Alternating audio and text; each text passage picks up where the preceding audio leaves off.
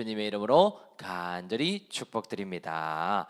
사무엘상 15장 말씀이 오늘 본문인데요, 한번 읽어보기를 원합니다. 15장 17절부터 23절까지 말씀인데요, 합독해서 읽겠습니다. 시작. 사무엘이 이르되 왕이 스스로 작게 여길 그때에 이스라엘 지파의 머리가 되지 아니하셨나이까? 여호와께서 왕에게 기름을 부어 이스라엘 왕을 삼으시고 또 여호와께서 왕을 길로 보내시며 이르시기를 가서 죄인 아말렉 사람을 진멸하되 다 없어지기까지 치라 하셨거늘 어찌하여 왕이 여호와의 목소리를 청종하지 아니하고 탈취하게만 급하여 여호와께서 악하게 여기시는 일을 행하셨나이까? 사울이 사무엘에게 이르되 나는 실로 여호와의 목소리를 청종하여 여호와께서 보내신 길로 가서 아말렉 왕 아각을 끌어왔고 아말렉 사람들을 진멸하였으니 그 마땅히 멸할 것 중에서 가장 좋은 것으로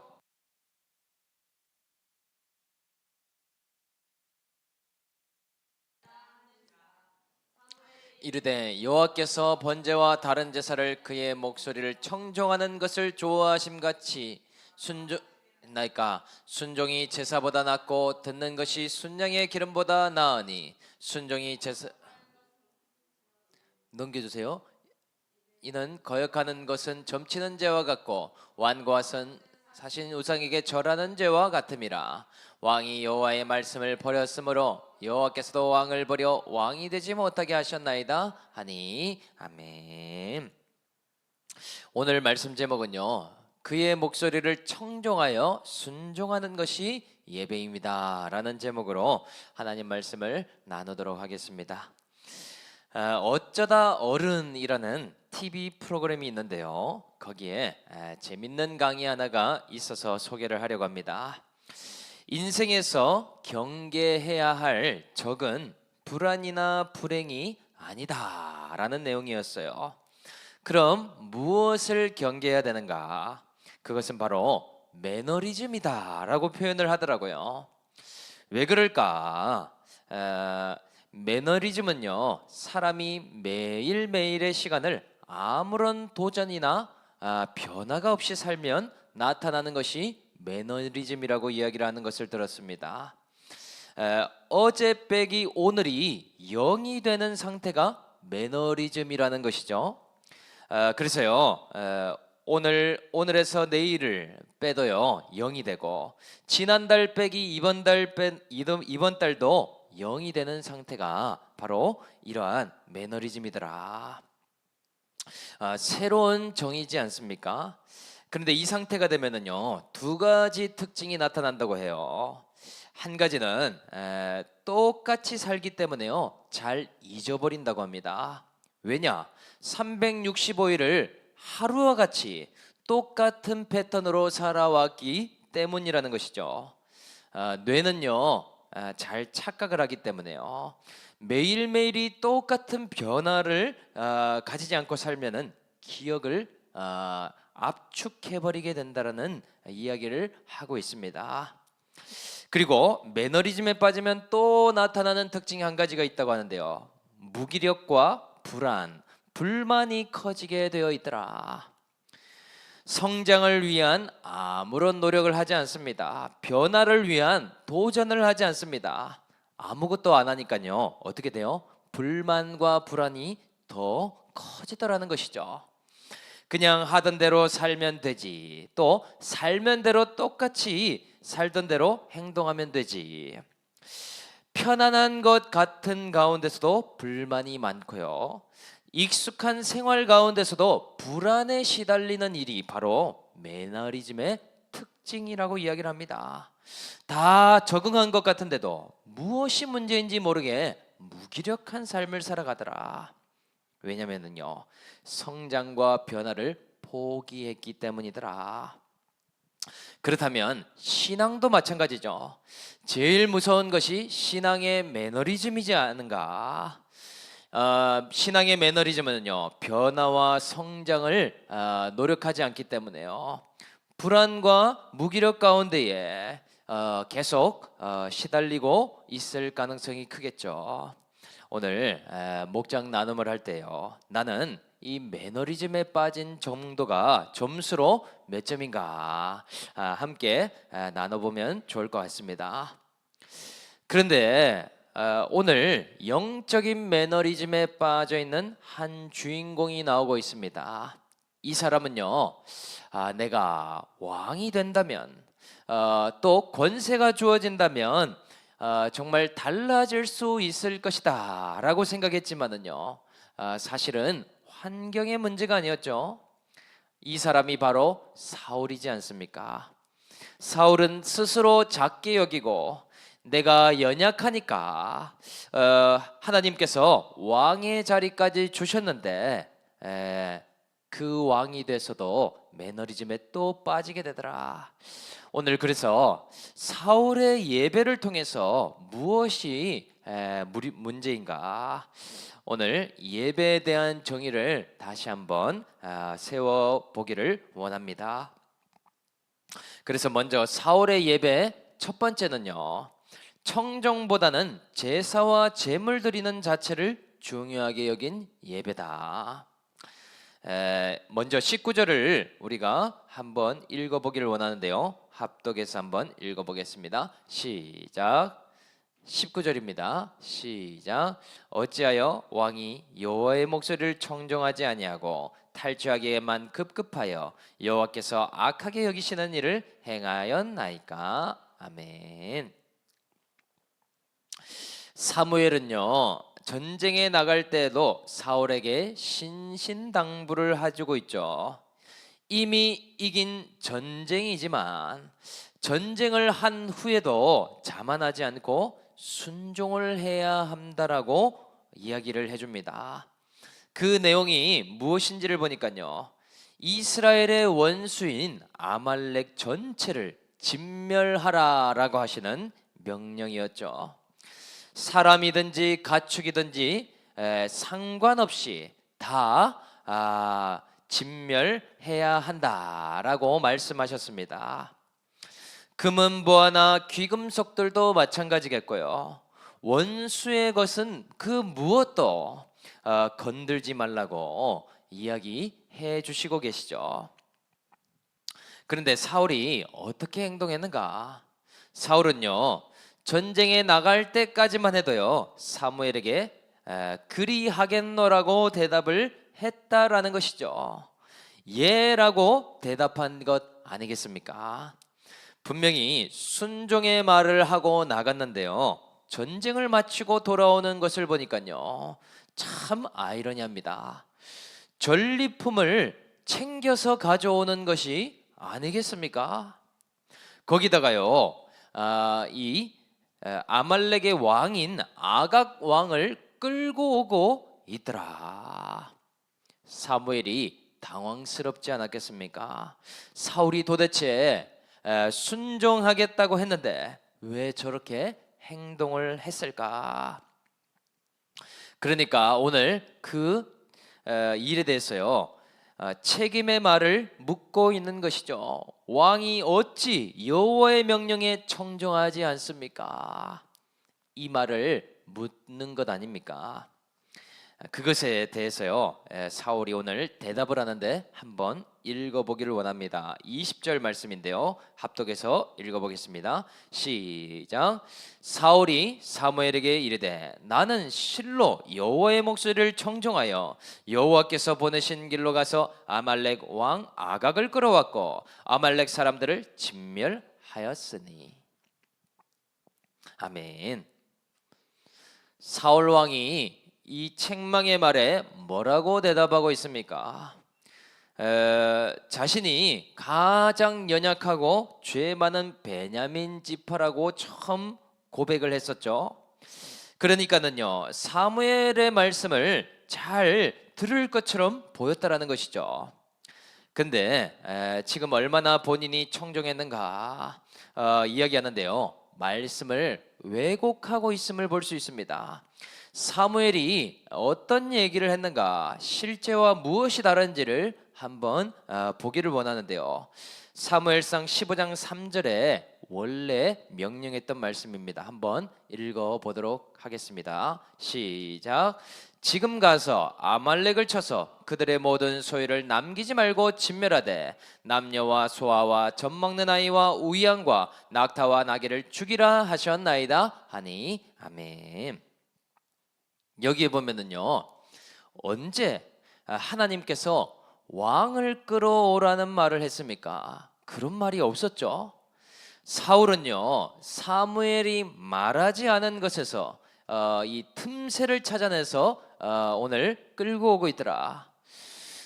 사무엘이여 남녀나 소아나 젖먹는 아이를 진멸하라고 했지 언제 왕을 치라고 했습니까? 왕을 이야기를 안 했으니까 왕은 끌고 와도 된다는 말 아닙니까? 라는 것과 같은 말이더라. 모든 사람 모든 가축을 진멸하라고 했는데요, 왕은 사람에 안 들어가는 것처럼 생각하는 것 아닙니까? 그래서요, 어찌하여 100% 순종을 안 했냐고 하니까 사울이요, 이렇게 얘기를 하더라는 것이죠. 제가 70%의 순종을 얼마나 열심히 했는지 아십니까? 제가요, 순종을 한다고 했는데요, 하면서요, 핏대를 세우더라는 것이죠. 전쟁에서 승리하고 반절의 순종이라도 한다고 얼마나 애썼는데요, 60%의 순종을 당연하다라고 이야기를 하고 있더라. 그러니 하나님의 말씀을 왜곡한 데다가 합리화까지 하고 있으니요, 회개가 너무나 어려운 것이 아니겠는가. 사실 왕을 왜 끌고 왔는가 봤더니요, 이방 나라들이 이런 일을 하더라. 그대로 따라하고 있는 것이죠. 거기에다가요, 왕이 되고 사울이 보여준 것이 하나도 없었잖아요. 블레셋과의 전쟁이 있을 때요, 왕으로서 갖고 있는 카리스마가 있는 것도 아닙니다. 그렇다고 단단한 믿음이 있거나 확신이 있는 것도 아니더라. 어려울 때마다 하나님 앞에 엎드리거나 나아가는 그런 모습도 보이지 않지 않았습니까? 그냥 사무엘이 있으면 해결될 텐데 기다리는 것밖에는 할 수 없었죠. 길갈에서 하나님이 이 문제를 짠 하고 해결해 주시면 좋을 텐데 하면서요, 역할에도 불순종하지 않았습니까? 그러니까요, 이제 백성들을 자기의 편으로 돌리려면 아말렉 왕이라도 끌고 와야 되겠다. 열등감에서 벗어나기 위한 처세술을 이렇게 발휘하고 있더라는 것이죠. 그래야 열등감과 비교의식에서 그나마 빠져나온 것처럼 생각이 들지 않겠습니까? 그래서요, 사울의 육신의 생각으로 하는 모든 일들이 하나님께는 불청종과 불순종의 일이 되고 있더라. 이 모든 것이요, 사울의 증후군이다라고 말할 수 있겠다라는 것이죠. 그래서요, 이 말씀을 통해서 우리가 예배에 대해서 한번 새로운 정의를 내린다면요, 우리는 예배를 어떻게 정립을 시킬 수 있을까? 우리는 예배라고 하면은요, 이분법적으로 생각할 때가 많습니다. 평소에는 마음대로 살다가 주일에 교회 가는 것을 예배라고 생각하지 않습니까? 이것은요, 사울 신앙에서 보는 예배의 개념이죠. 또는 예배 시간이라고 하는 것을 찬양하고 기도하고 말씀 듣는 것이라고 생각하지 않는가? 그런데요, 예배의 정의는요, 청종이라는 사실이죠. 예배에 있어서 제일 중요한 개념이 하나님의 말씀에 대한 청종이 빠지면 예배가 아니라는 사실이더라. 그래서요, 이 청종의 개념에는 주일과 평일을 구분할 수가 없습니다. 우리 올리브 교회가 왜 이렇게 큐티 말씀을 중요하게 생각하는가? 매일의 청정이 없다면요 주일 예배가 빈 껍데기의 예배와도 같을 수 있기 때문이죠. 하나님의 말씀에 귀 기울이는 것이 예배의 시작점이 되기 때문이 아닙니까? 그래서요 이 청정이 빠진 예배를 드린다라고 생각을 해보면요 정말 아이러니한 신앙에 빠지게 됩니다. 평소에는 하나님과 상관없이 살며 말씀에 청정하지 않다가 주일에 혹시 예배라도 안 드리면 고난을 주시진 않을까 예 신앙으로 빠지게 된다는 것이죠. 혹시라도 내가 하나님이 원하는 주일 성수까지 빼먹는다면 혼나면 어떡하나. 왜냐? 평소에 청정하지 않는 것을 본인 스스로도 알기 때문이죠. 범사의 불청정과 불순종을 하고 있으면서요 주일 예배만 드린다면 이것이 바로 사울 신앙이 될 가능성이 큰 것 아니겠습니까? 제가 그래서 인트로에도 잠깐 얘기했지만은요 청정이 저는 이러한 것일 수도 있겠다. 오늘 이 루아의 이야기에서 한번 생각을 해봤습니다. 루아가 간절한 소원 한 가지가 있었어요. 교장 선생님한테 이 편지를 썼는데요. 예전에는 보니까 교장 선생님이 남자인 경우가 많았는데 요즘은 반대가 되었어요. 교장 선생님이 여자분이시고 교감 선생님이 남자분이시라고 이야기를 해주더라고요. 그런데 매일 아침마다 교장 선생님이 아이들을 맞이하러 이렇게 나와 주신대요. 그래서요 교장 선생님한테 등교를 하면서 편지지를 몰래 전달을 했더라고요 루아가. 그 내용에 보니까 내년에 꼭 같은 반이 되고 싶은 친구가 있는데요 교장 선생님께 편지를 쓰면 들어줄 수도 있다는 말을 듣고 이 편지를 쓴다고. 꼭 같은 반 되게 해주세요 교장 선생님. 이런 것 아니겠습니까?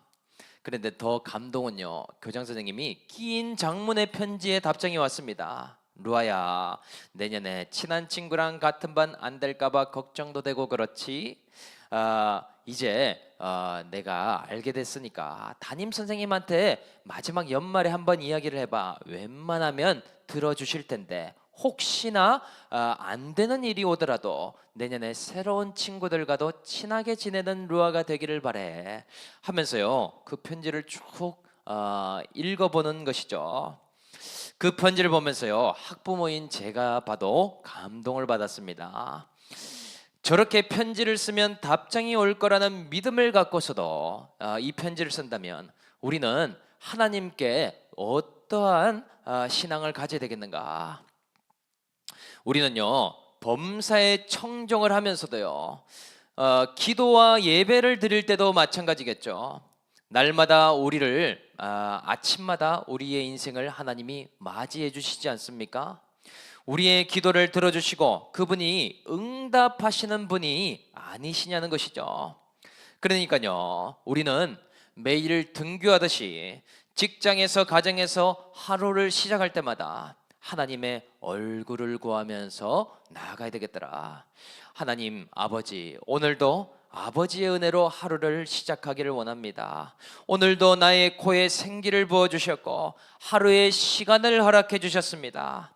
제가 비록 부족하나 오늘도 말씀해 주시고 미련하여 깨닫지 못한다면 깨달을 수 있도록 지혜를 더하여 주십시오. 이러한 기도로 나아간다면요 하나님이 응답하시고도 또 남지 않겠는가. 오늘 저와 여러분들은요 이 범사에 청정이 있을 때 이 예배의 시작을 할 수 있겠더라. 오늘 저와 여러분 형식적인 예배 그리고 주일의 예배 시간만 예배라고 생각하고 있지 않습니까? 오늘 이 고정관념을 깨뜨려 버리고요 오늘 청정의 예배로 순종의 예배로 드릴 수 있는 저와 우리 올리브 가족 모두가 될 수 있기를 주님의 이름으로 간절히 축복드립니다. 사울의 예배 두 번째는요 사람의 눈치를 보면서 하나님의 말씀을 버리더라. 21절 말씀을 한번 읽어보겠습니다. 시작. 다만 백성이 그 마땅히 멸할 것 중에서 가장 좋은 것으로 길가들에서 당신의 하나님 여호와께 제사하려고 왕과 소를 끌어왔나이다 하는지라. 아멘. 사울의 모습을 보면은요, 적용을 반대로 하는 모습을 볼 수 있죠.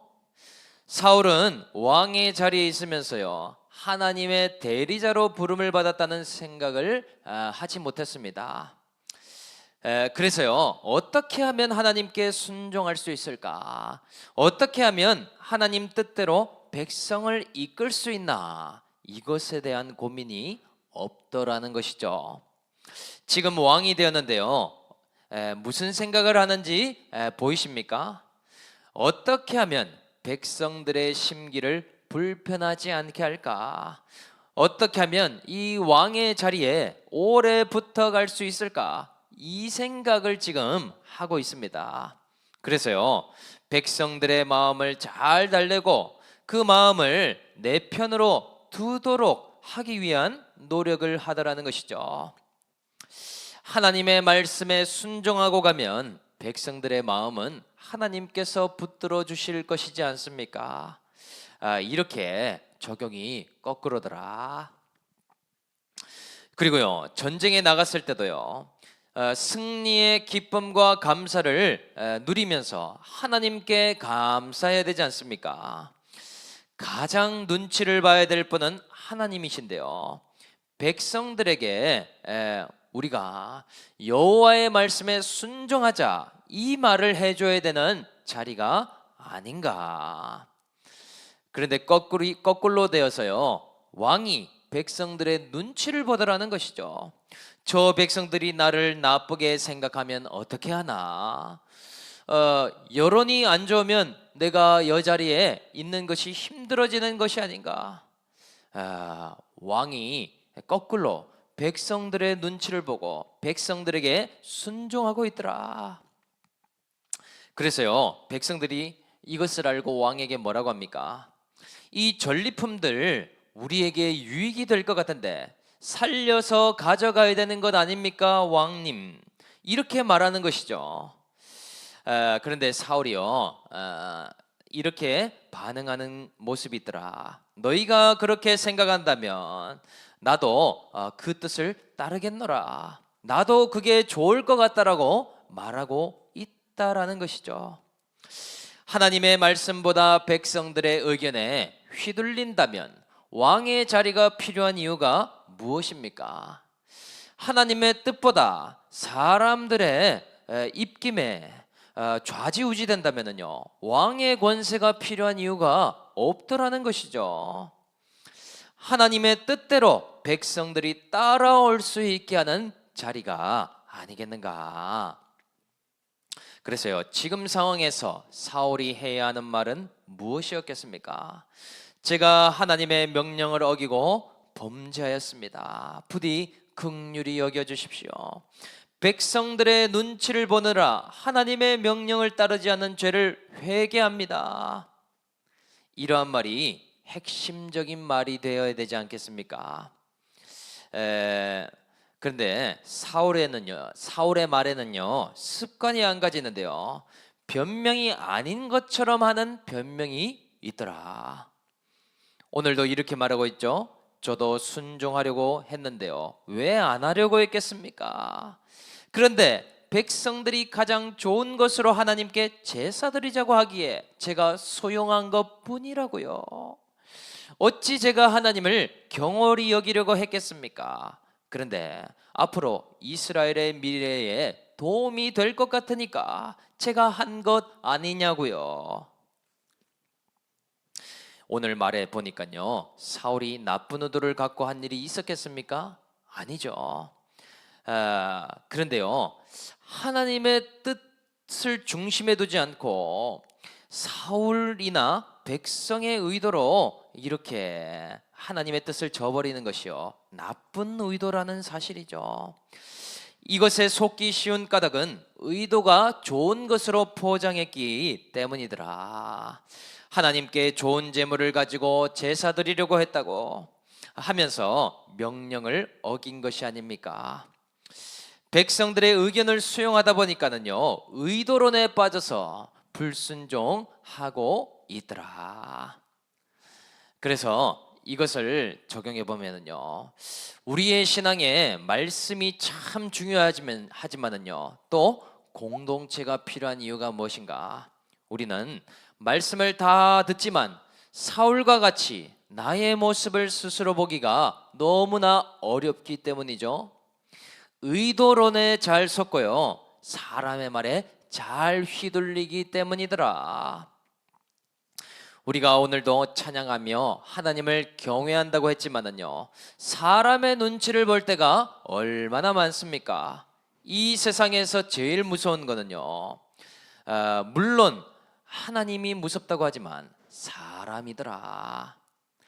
저 사람이 어떤 말을 하면 귀가 얇아지고 마음이 요동치기 시작합니다.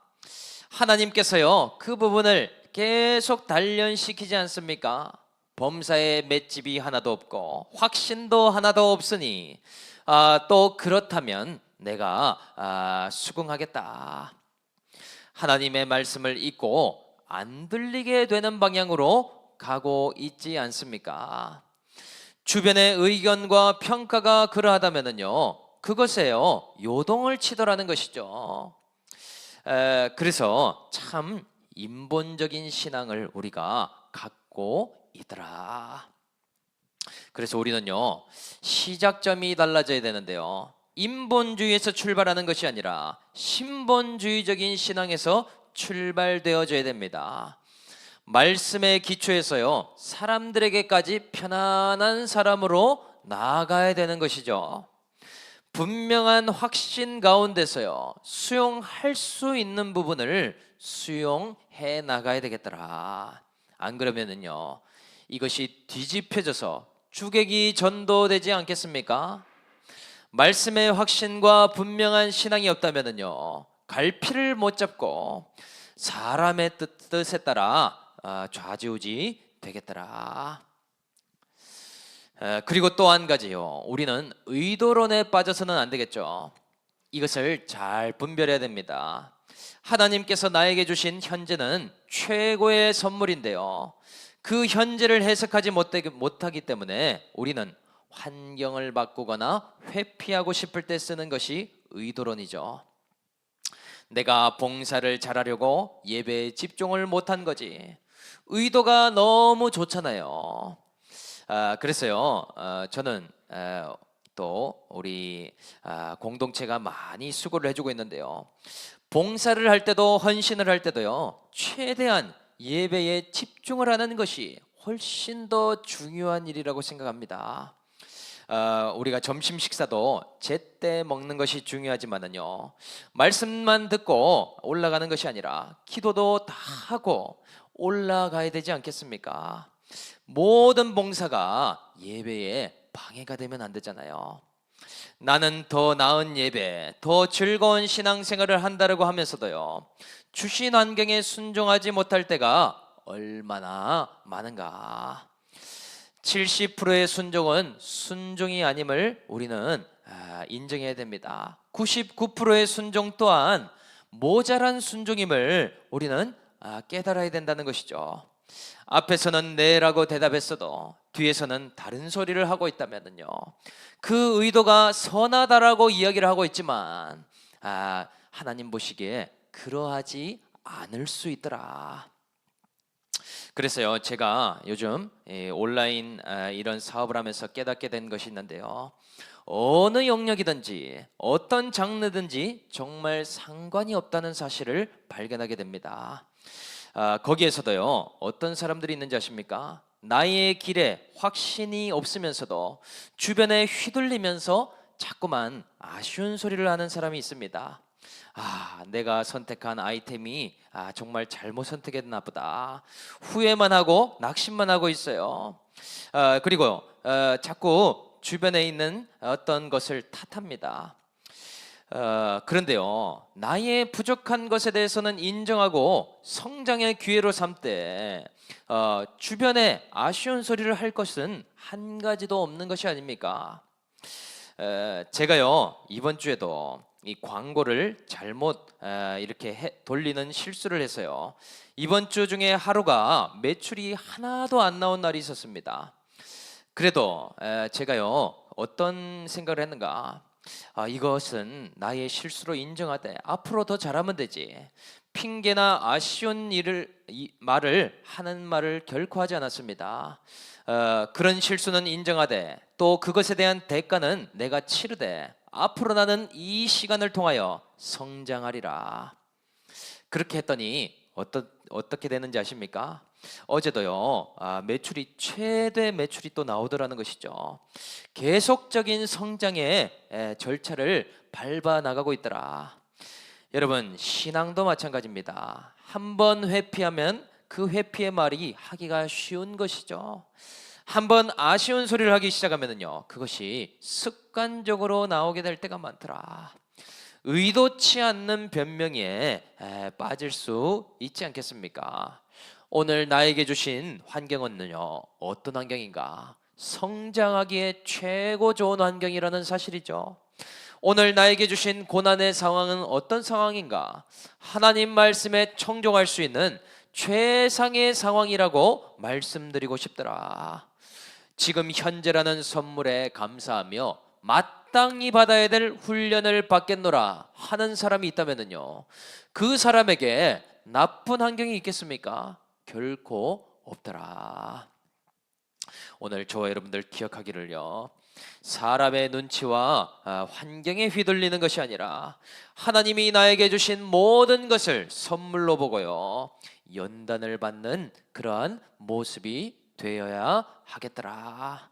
오늘 바라기는 우리 모두가 핑계와 변명 합리화가 아니라 현재에서 받을 최선의 믿음의 훈련을 받아갈 수 있는 저와 우리 올리브 식구들 모두가 될 수 있기를 주님의 이름으로 간절히 축복합니다.